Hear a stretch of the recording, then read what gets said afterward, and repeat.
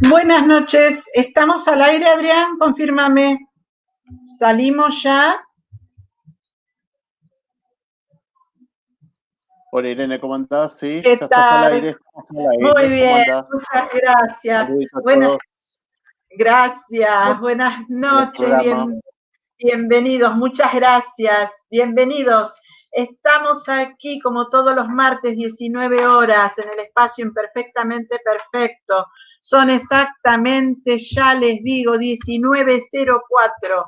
Tenemos una temperatura de 7 grados con una sensación térmica de 5. Abrigarse si tienen que hacer alguna comprita de último momento. Estamos desde la ciudad de Buenos Aires a través de la Propuesta Radio y nos pueden seguir por Facebook Live, por Instagram, por LinkedIn y por YouTube.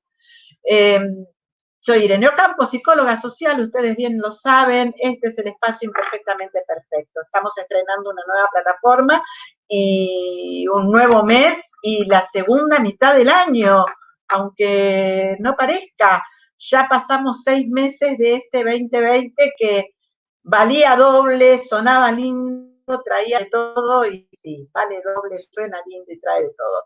Para muestra tenemos este ASPO, aislamiento social preventivo obligatorio, un título que no todos pudimos aprender y lo vamos a terminar de aprender cuando ya no lo tengamos que usar más, si el universo así lo dispone. Les quería contar que hoy vamos a hablar un poquito sobre grandes mujeres que han sido olvidadas. El otro día estuve haciendo una prueba y comenté un poquito de esto y me parece que hoy bien vale la pena, ya que es el programa oficial de esta nueva mitad de año, volver a repetirlo. Son grandes mujeres que han quedado un poco relegadas al olvido porque, como bien se sabe, la mujer no siempre tuvo gran reconocimiento. Y cuando tiene el reconocimiento, generalmente es tarde. Por esto de que todas las mujeres debían de quedarse en casa, cocinar, atender la familia, atender los hijos, atender al marido, y nada más que eso. No se podía pensar que fueran matemáticas, que fueran ingenieras, que fueran inventoras, o algún médicos o alguna cosa así por el estilo. Todas esas profesiones eran pura y exclusivamente dedicadas al hombre. El hombre era el único que podía dedicarse a esto, ¿sí? Entre estas mujeres hay una que se llama Ada Lovelace, que fue matemática e informática, fue un genio, fue un cerebro en lo que es la matemática y la informática. Quien está empapado en esto seguramente lo va a saber ubicar y lo va a saber confirmar. Esta señora Lovelace nació en 1815 y fallece en 1852. Nace y muere en Inglaterra. Fue la primera programadora de la historia y dedujo y previó la capacidad de los ordenadores para poder trabajar e ir más allá de lo que son simples cálculos en cuanto a números. Miren ustedes, estamos hablando de alguien, no tengo la fecha exacta, de alguien que nació en 1815. Sabemos que la matemática, que los orientales eran muy duchos en cuestión esta de matemática, que tenían el ábaco, que eran grandes contadores porque eran grandes comerciantes, debían y podían saber pesar la materia que importaban. No se olviden que ellos importaban mucho de lo que tenían a otros países, a otros continentes en realidad. Y ellos tenían inventado el ábaco y con eso podían manejarse en cuanto a lo que eran cuentas. Esta señora Lovelace en 1815 fue como la primera programadora de lo que conocemos hoy como programación de computadoras, de ordenadores, como se dice en castellano. Sus estudios son de suma importancia para los orígenes de la computación. Su nombre real, con el nombre real que ella figura, es Augusta Ada King, condesa de Lovelace. O sea que la señora no solo fue una gran estudiosa e inventora de este sistema, sino que era de la alta sociedad. Debemos de suponer, yo me imagino, ¿no? En esa época que uno tenía criados, que tenía, que podía decir, bueno, quiero esto, y había alguien que le ayudaba a calzarse el bustier y apretarle los hilos y todo eso, le habrá sobrado un poco de tiempo, más allá de la curiosidad, como para poder meterse en esto y entre sus escritos, entre sus notas, de lo que era una máquina analítica, su invención, su máquina analítica, se encuentra lo que se reconoce hoy como el primer algoritmo destinado a ser procesado por una máquina. Fíjense en ustedes, para poder hacer los cálculos, por esto mismo que se encuentra, se considera como la primera programadora de computación, de computadoras, de ordenadores. No dejemos de olvidarnos que estamos hablando del siglo, de 1800. Fíjense en que todo esto lo tiene que haber hecho, no sé si a escondida o hurtadillas, pero nadie iba a dar 2 centavos por lo que ella estuviese investigando o lo que ella hubiese logrado. Otra señora muy importante, pero ya estamos hablando en el 1900, fue una señora que se llamaba Alaska Packard. De esta señora tenemos poquita información.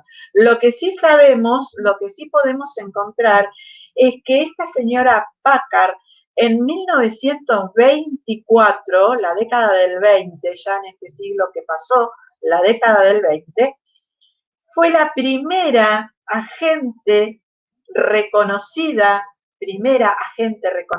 mujer del FBI, del Buró de Investigación Federal del Hemisferio Norte. Estamos hablando de los Estados Unidos, el famoso FBI que figura en todas las películas. No tenía personal femenino, no admitía personal femenino, hasta que en la década del 20, esta señora, Alaska Packard, puede ingresar por su labor en cuanto en el terreno de la investigación.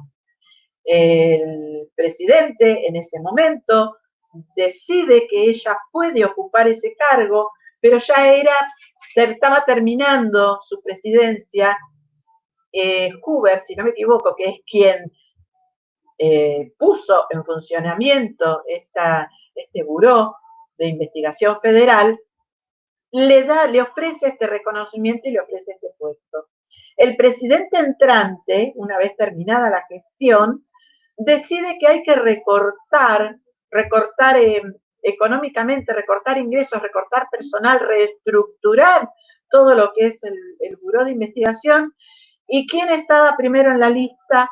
Obviamente, primero la señora Packard, y se quedaron sin lo que vendrían a decir hoy el cupo femenino, ¿no es cierto? Otra gran mujer, que es de quien hablamos la otra vez y me gustaría recordarlo, fue una bellísima actriz de cine de la época dorada de Hollywood, que tiene que ver con este tema de grandes mujeres que tuvo el mundo y que no fueron reconocidas. Estamos hablando de Hedy Lamarr, nacida con el nombre de Hedwig Eva María Kieslar, así se pronuncia, que nació el 9 de noviembre de 1914 en Viena y muere en el año 2000, un 19 de enero, en Florida, en Estados Unidos. Esta actriz, bellísima, en la década del 30 y del 40, tuvo una corta carrera en Hollywood, si pensamos que los actores y las actrices tienden a tener carreras largas y reconocimientos en cuanto a sus trabajos. El trabajo quizás más recordado de ella y donde uno la puede ubicar es en la película de Sansón y Dalila.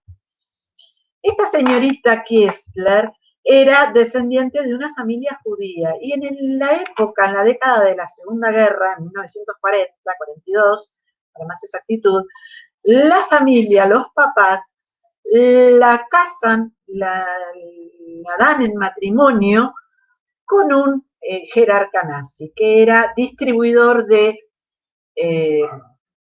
un distribuidor de municiones, de armamento.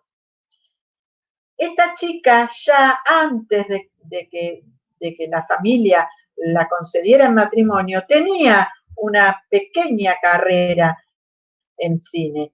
Anteriormente a esto, a los 16 años, ella había ingresado y había empezado a estudiar ingeniería. Fíjense lo que es eso, ingeniería en el año 1930 y tantos estamos hablando. Una mujer que se atrevió a estudiar ingeniería. Este esposo que tuvo, este comandante, jerarca nazi que tuvo, era una persona muy celosa, era una persona muy autoritaria. Para empezar, así de movida, ordenó retirar todas las copias de una película que había hecho ella en su adolescencia. Ella fue la protagonista del primer desnudo en el cine, algo totalmente inusual y fuera de lugar, porque era impensado que una mujer saliera sin ropa. Y la escena según pude leer, era muy gráfica. Según leí por ahí, era ella en un parque dando vueltas en una fuente sin ropa. Así que era muy jovencita.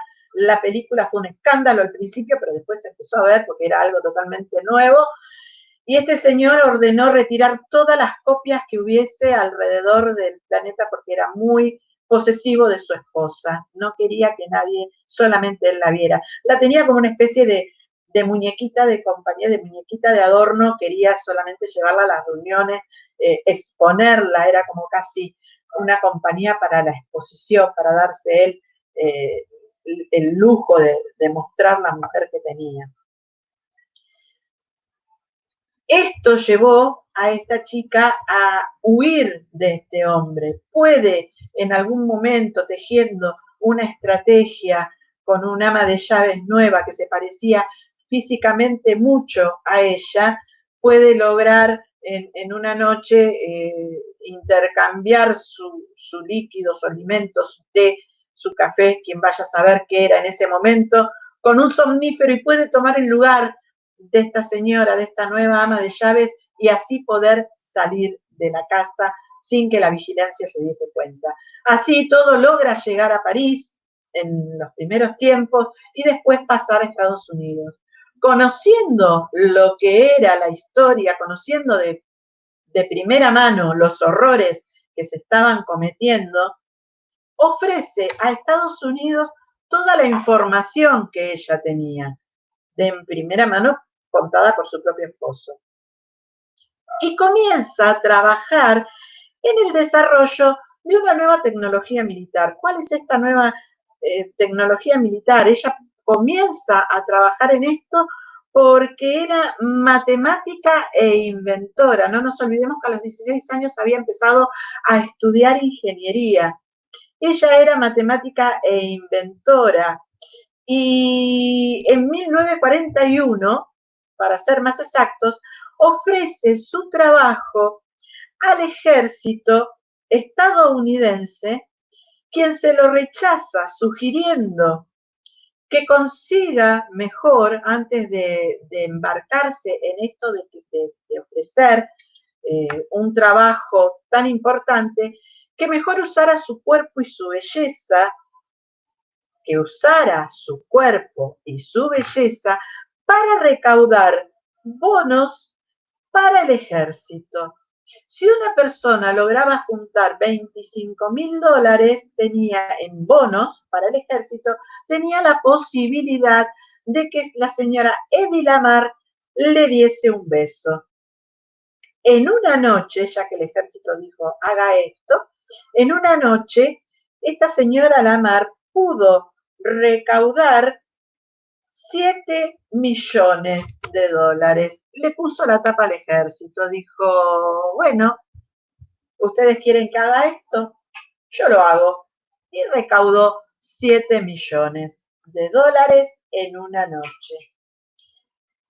No conforme con esto, diseñó un sistema, una vez que dijo, bueno, ya está, ya hice lo que ustedes quisieron, ahora yo voy a hacer lo que yo sé.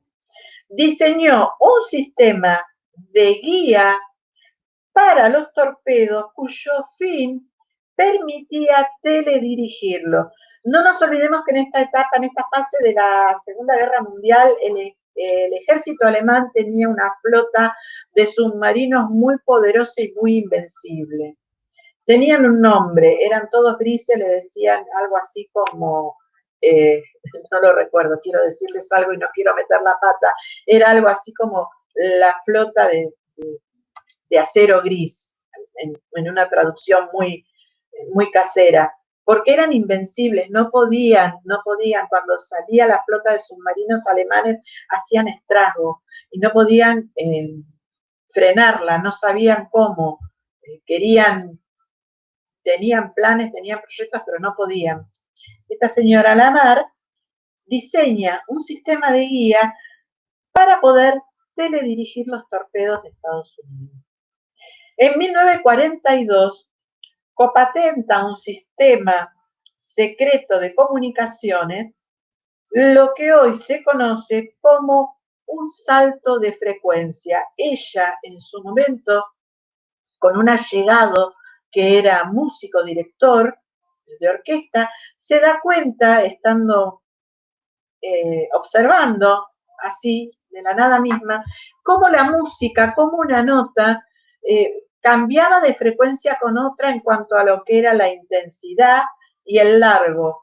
Entonces, en base a este cambio que hacen las notas musicales, empieza a proyectar y a trabajar en esto llamado salto de frecuencia, que se utiliza, aunque no lo crean, escuchen bien, se utiliza hoy en día en la mayoría de las comunicaciones inalámbricas, como ser el Wi-Fi, que usamos todos los días, el GPS, el Bluetooth.